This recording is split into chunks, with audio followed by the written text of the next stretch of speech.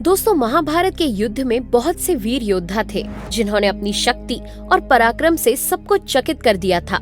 अगर मैं आपसे उन सभी में से सबसे अधिक शक्तिशाली योद्धा का नाम पूछूं, तो आप अर्जुन, भीष्म, कर्ण या किसी अन्य योद्धा का नाम बताएंगे। पर दोस्तों, इन सब से अलग एक योद्धा ऐसा भी था जो बिना युद्ध लड़े ही महाभारत का सबसे शक्तिशाली योद्धा माना जाता है। जी हाँ, उस योद्धा का नाम है बर्बरिक, जो कुछ दिन नहीं बल्कि कुछ क्षण में ही इस युद्ध को समाप्त करने की ताकत रखता था। तो चलिए जानते हैं बलशाली बर्बरिक और उनकी असीम शक्तियों के बारे में।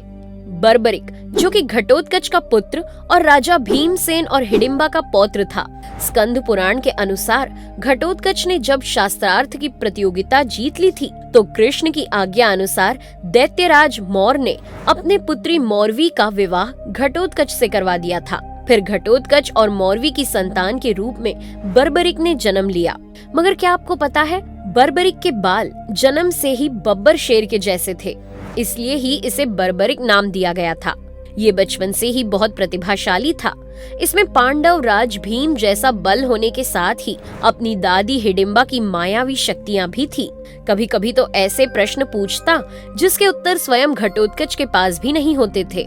इसलिए घटोत्कच बर्बरिक की शिक्षा को और बढ़ाने के लिए वो उसे श्री कृष्ण के पास ले जाते हैं और उनसे बर्बरिक का मार्गदर्शन करने को कहते हैं। श्री कृष्ण बर्बरिक को अपने पुत्र समान आशीर्वाद देते हैं और उसे गुरु विजय सिद्धसेन की शरण में जाने को कहते हैं। और श्री कृष्ण की आज्ञा अनुसार बर्बरिक ऋषि के पास जाता है और उनसे विभिन्न प्रकार की अस्त्र शस्त्र की शिक्षाएं ग्रहण करता है।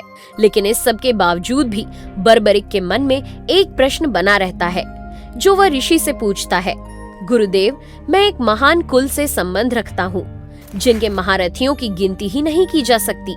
इसलिए मैं ये सोचता हूँ कि मेरे पास ऐसा कौन सा गुण है या ऐसा कौन सा शस्त्र है जो मुझे सही रूप में उन्हीं का वंशज बनाता है। गुरु विजय बर्बरिक के इस प्रश्न को सुनकर असमंजस में पड़ जाते हैं और वो उसकी जिज्ञासा के समाधान के लिए उसे माँ दुर्गा की तपस्या करने को कहते हैं। बर्बरिक बहुत लंबे समय तक माँ दुर्गा की बहुत कठिन आराधना करता रहता है। फिर माँ दुर्गा उसकी तपस्या से प्रसन्न होकर प्रकट होती हैं और वर मांगने के लिए कहती हैं। तो बर्बरिक उनसे कहता है, मैं आपसे एक ऐसा शस्त्र चाहता हूँ जो अर्जुन के बाणों की तरह अचूक हो और जो राजा भीमसेन की तरह शक्तिशाली हो, और ऐसा अस्त्र जो आज किसी को प्राप्त ना हुआ हो और ना ही भविष्य में किसी को प्राप्त हो। तो माँ दुर्गा बर्बरिक को 3 बाण प्रदान करती हैं। इन तीनों बाणों के प्रभाव से बर्बरिक किसी भी युद्ध को क्षण भर में समाप्त कर सकता था। इन बाणों को प्राप्त करने के कारण ही बर्बरिक 3 बाणधारी के नाम से प्रसिद्ध हुआ। इनमें से पहला बाण अपने शत्रु को कहीं से भी ढूंढकर चिन्हित करता था और दूसरा बाण उन बने हुए चिन्हित लक्ष्यों को भेद डालता था, और तीसरे बाण का अगर प्रयोग किया जाए तो विस्फोट के साथ सर्वनाश हो जाता। बर्बरिक इन बाण रूपी शक्तियों को ग्रहण करने के बाद अपनी माँ मौरवी के पास जाता है और उन्हें इन शक्तियों के बारे में बताता है। तो ये सब जानने के बाद माता मौरवी बर्बरिक से वचन मांगती हैं कि तुम हमेशा कमजोर पक्ष की तरफ से ही युद्ध लड़ोगे। बर्बरिक अपने माँ की आज्ञा का पालन करते हुए उन्हें वचन दे देता है, पर उसे क्या पता था आगे इस वचन का उसके जीवन पर बहुत प्रभाव पड़ने वाला है।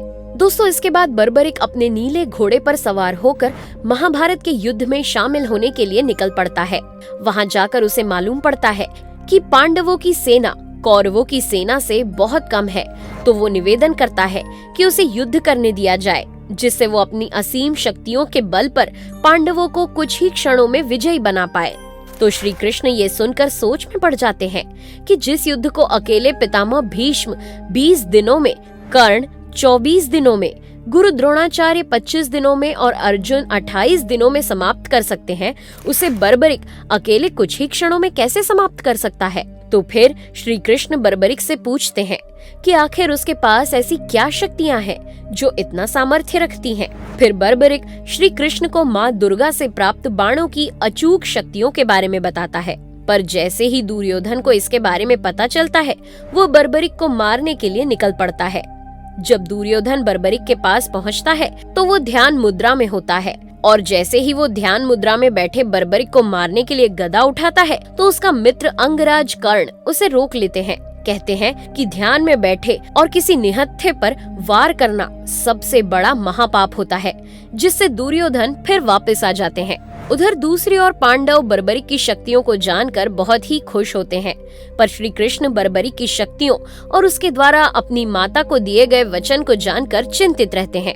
दोस्तों, एक दिन श्री कृष्ण बर्बरिक के पास पहुंचते हैं और वो बर्बरिक के पास में लगे एक पीपल के पेड़ के सभी पत्तों को नष्ट करने के लिए कहते हैं।